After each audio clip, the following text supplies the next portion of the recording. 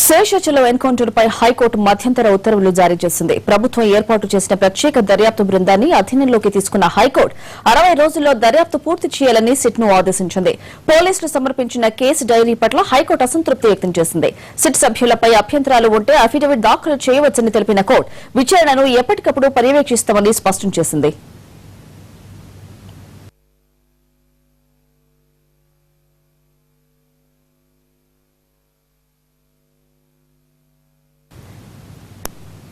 Seshachalam encounter తర్వాత దూకుడు పెంచిన ఏపీ పోలీసులు తమిళనాడుకు చెందిన మరో స్మగ్లర్ ను అరెస్ట్ చేశారు.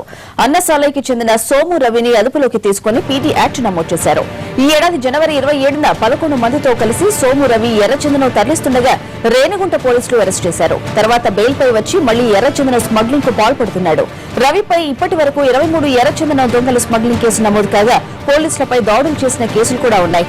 రవిపై పీడీ యాక్ట్ నమోదు చేసిన తిరుపతి పోలీసులు కడప సెంట్రల్ జైలుకు తరలించారు.